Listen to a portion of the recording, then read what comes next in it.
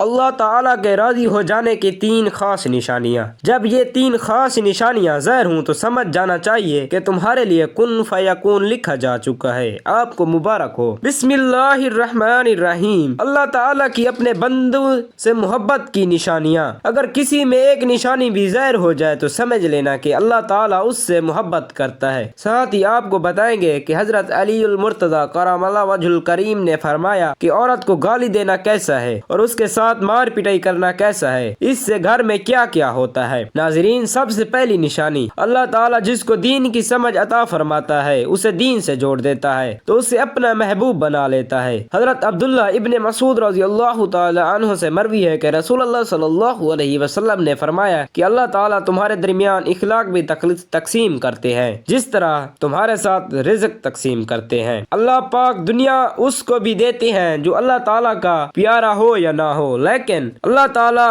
دین کی سمجھ صرف اس سے دیتے ہیں جو اللہ تعالیٰ کا محبوب ہوتا ہے۔ عبادت کی محبت، قرآن پاک کی محبت، اللہ تعالیٰ سے محبت، اللہ تعالیٰ کے ذکر سے محبت، رسول اللہ صلی اللہ علیہ وسلم پر درود و سلام بھیجنے کا شوق اور تڑپ، یہ وہ چیزیں ہیں جو اس بات کی نشانی ہے کہ اللہ تعالیٰ اسے بہت پیارا بنا لیا ہے۔ دوسری نشانی، رسول اللہ صلی اللہ علیہ وسلم نے فرمایا اللہ تعالیٰ جسے اپنا بناتے ہیں تو پھر اس پر تھوڑی سی آزمائش بھی ڈالتے ہیں، یعنی اللہ تعالیٰ دیکھتا ہے کہ یہ وہ میرا بندہ میرے فیصلے پر راضی بھی ہے یا نہیں۔ جو راضی ہو جائے اللہ تعالیٰ اسے دنیا میں بھی راضی کرتے ہیں اور آخرت میں بھی راضی کرتے ہیں۔ جو اس وقت بغلاٹ کا شکار ہو جائے کہ یہ کیا ہوگا میرے ساتھ، میں تو نماز بھی پڑھتا ہوں، قرآن پاک کی تلاوت بھی کرتا ہوں، پھر مجھے بخار کیوں آ گیا، میں تو دین کا بندہ ہوں، پھر مجھے کیوں فکر ہو رہی ہے، تو ایسا نہیں سوچنا چاہیے۔ حضرت بلال حبشی رضی اللہ تعالی عنہ سے کسی نے پوچھا کہ آپ بڑی توحید کی باتیں کرتے ہیں تو آپ کو اتنی بری طرح سے مار کیوں پڑتی ہے، تو آپ رضی اللہ تعالی عنہ نے فرمایا کہ تم بھی تو بازار جا کر برتن خریدنے سے پہلے اسے بجا کر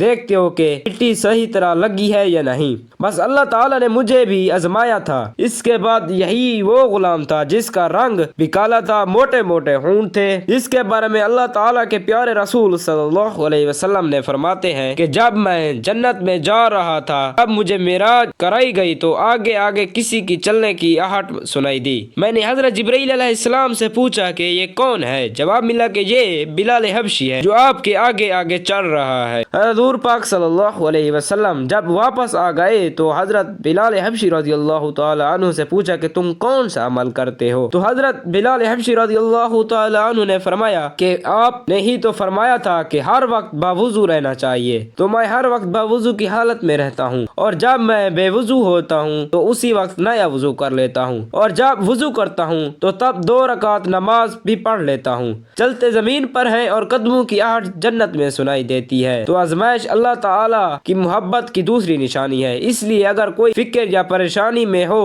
اس کا یہ مطلب نہیں ہوتا کہ پتہ نہیں کہ مجھے کیا ہوگا، اللہ تعالیٰ نے اپنے پیاروں کو ہی آزماتا ہے۔ تیسری نشانی بہت ہی زیادہ خوبصورت نشانیاں ہیں جس سے پتہ چل سکتا ہے کہ اللہ تعالیٰ کس سے راضی ہے اور ہم میں سے کس سے محبت کرتے ہیں یا نہیں۔ اللہ تعالیٰ جب کسی بندے سے محبت کرتا ہے تو اس کی طرف خوبصورت بدلاؤ لاتے ہیں۔ حدیث میں آتا ہے کہ جب اللہ تعالیٰ کسی سے محبت کرتے ہیں تو اللہ تعالیٰ حضرت جبرائیل علیہ السلام کو حکم دیتے ہیں کہ اس کے بعد آسمانوں میں زلزلہ آ جاتا ہے، سب فرشتے بے ہوش ہو جاتے ہیں، اور پھر جب اللہ تعالیٰ کے حکم سے سب ہوش میں آتے ہیں تو سب سے پہلے حضرت جبرائیل علیہ السلام کو اجازت ہوتی ہے، تو حضرت جبرائیل علیہ السلام سوال کرتے ہیں کہ ہمارے رب نے فرمایا، اور اس کے بعد خود ہی کہتے ہیں کہ اللہ نے جو بھی فرمایا ہوگا وہ حق فرمایا ہوگا۔ پھر اللہ تعالیٰ فرماتے ہیں جبرائیل میں نے آج اس بندے کو اپنا محبوب بنا لیا، تم بھی اسے اپنا محبوب بناؤ۔ حضرت جبرائیل علیہ السلام بھی اس بندے سے محبت کرنے لگتے ہیں۔ پھر حضرت جبرائیل علیہ السلام کو حکم ہوتا ہے کہ آسمان کے تمام فرشتوں کو خبر دے دو یہ اللہ تعالیٰ کا پیارا بن گیا ہے۔ حضرت جبرائیل علیہ السلام آسمان کے تمام فرشتوں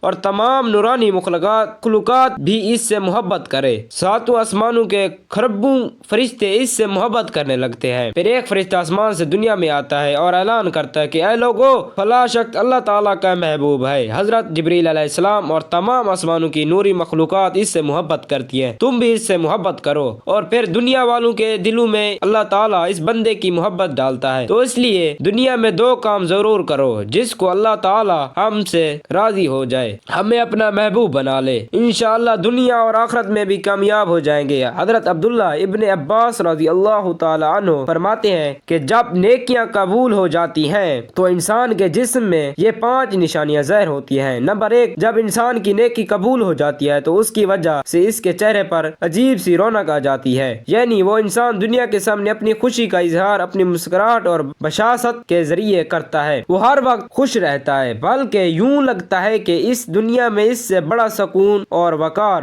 والا کوئی نہیں ہے، لگتا ہے کہ اسے دنیا کا کوئی غم ہی نہیں ہو۔ یہ خوشی ہر ایک کو نصیب نہیں ہوتی۔ نمبر 2، اس کا دل روشن ہو جاتا ہے، یعنی وہ ہر وقت اللہ کے وعدوں پر امید کرتا ہے، اس کے پاس کچھ ہو یا نہ ہو، لیکن اس کے دل میں اتنی خوشی ہوتی ہے کہ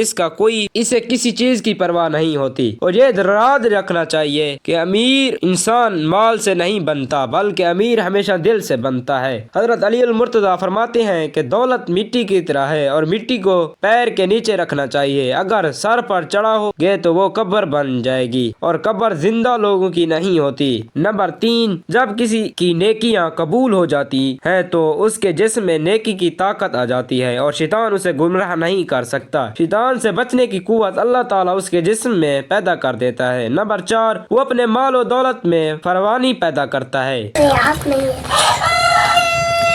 یعنی اللہ تعالیٰ اس کے رزق میں بابرکت پیدا کرتا ہے۔ وہ چاہے لوگوں پر کتنا بھی خرچ کرے، ضرورت مندوں کو کتنا بھی بانٹے، اس کی دولت میں کمی نہیں آتی۔ حضرت علی المرتضیٰ کرم اللہ وجہ الکریم فرماتے ہیں، نصیب کا رزق انسان کو ایسے تلاش کرتا ہے جیسے مرنے والے کو اس کی موت۔ نمبر 5، لوگوں کے دلوں میں اللہ تعالیٰ اس کی محبت پیدا کرتا ہے، یعنی جب اللہ تعالیٰ اپنے بندوں سے خوش ہوتا ہے تو اس وقت اس کی محبت لوگوں کے دلوں میں پیدا کر دیتا ہے۔ ناظرین، اب ہم آپ کو بتاتے ہیں عورت کی ذمہ داری کیا ہے۔ حضرت علی المرتضیٰ رضی اللہ تعالی عنہ نے فرمایا، عورت کی سب سے بڑی ذمہ داری کیا ہے؟ حضرت علی المرتضیٰ رضی اللہ تعالی عنہ کی خدمت میں ایک شخص حاضر ہوا اور دست ادب کو جوڑ کر عرض کرنے لگا، یا علی، میری بیوی میرے گھر کا کام نہیں صحیح طرح سے کرتی، نہ میرے کپڑوں کی دیکھ بھال کرتی ہے، نہ گھر کی صفائی ٹھیک طرح سے کرتی ہے، تو کیا میرا ڈانٹنا غصہ کرنا صحیح ہے؟ بس یہ کہنا تھا تو حضرت علی المرتضیٰ کرم اللہ وجہ الکریم نے فرمایا، اے شخص، کس نے کہا کہ تمہاری بیوی پہ تمہارے گھر کا کام واجب ہے؟ یاد رکھنا، اسلام نے عورت کی عزت کو جتنا بلند کیا ہے اتنا کسی مذہب نے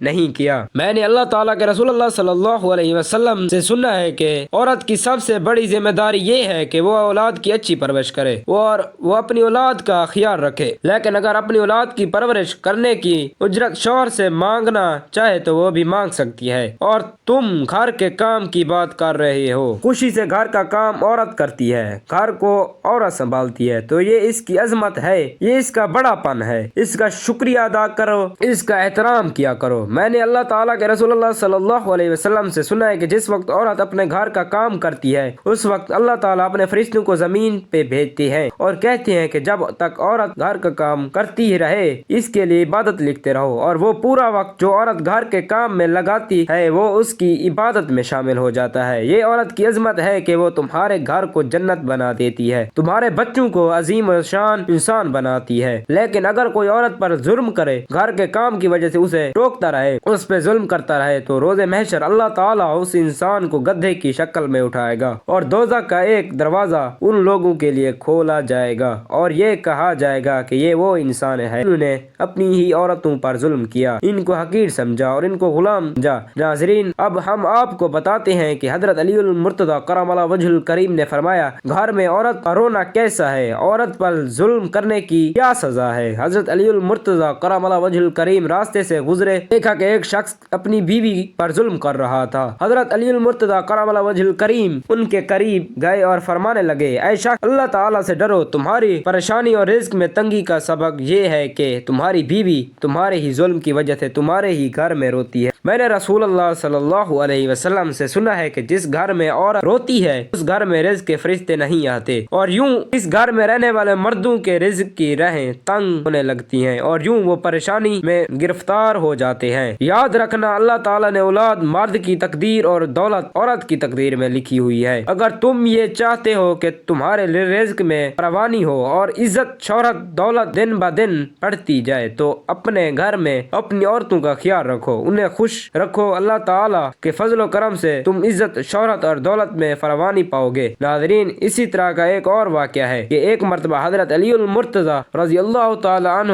راستے سے گزر رہے تھے کہ آپ نے دیکھا کہ ایک شخص اپنی عورت پر ظلم کر رہا تھا اور اس کی توہین کر رہا تھا۔ حضرت علی المرتضیٰ کرم اللہ وجہ الکریم ان کے قریب گئے اور فرمانے لگے، اے شخص، یاد رکھنا اللہ تعالیٰ نے مرد کو طاقتور اس لیے بنایا تاکہ وہ عورت کی حفاظت کر سکے، نہ کہ عورت پر ظلم کر سکے۔ میں نے نبی کریم صلی اللہ علیہ وسلم سے سنا کہ جو مرد اپنی عورت پر ظلم کرتا ہے تو اللہ تعالیٰ اس پر لعنت بھیجتے ہیں۔ تو اس نے کہا، یا علی، یہ میرے نکاح میں ہے، میں اس سے جو بات کہتا ہوں یہ میری بات نہیں مانتی۔ تو حضرت علی المرتضیٰ رضی اللہ تعالی عنہ نے فرمایا کہ نکاح کا مطلب یہ نہیں کہ تم نے اسے اپنا غلام خریدا ہے، بلکہ نکاح کا مطلب یہ ہے کہ تم نے اپنی نسل کو بڑھانے کے لیے اس عورت سے مدد طلب کی ہے اور تمہاری اولاد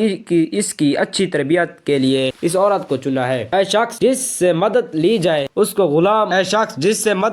اس کو غلام نہیں سمجھتے، اور جو تمہاری اولاد کو پروان چڑھائے اسے حقیر نہیں سمجھتے، بلکہ تمہیں تو اس کا شکر ادا کرنا چاہیے۔ یاد رکھنا، عورت پر ظلم کرنے کا مطلب ہے اولاد کی بغاوت۔ آنے والے وقت میں اولاد اس عورت کے جسم سے تمہیں نصیب ہوگی تو اس کے وجود میں تمہارے لیے بغاوت ہی بغاوت ہوگی۔ اللہ تعالیٰ سے دعا ہے کہ اللہ تعالیٰ ہمیں اپنے دین و حق پر چلنے کی توفیق عطا فرمائے، ہماری اولاد کو ہمارے لیے رحمت بنائے اور ہمیں دین کی مکمل سمجھ نصیب فرمائے، آمین۔ ناظرین، کمنٹ باکس میں اللہ تعالیٰ کے 99 ناموں میں سے ایک نام ضرور ٹائپ کریں۔ جزاک اللہ خیر۔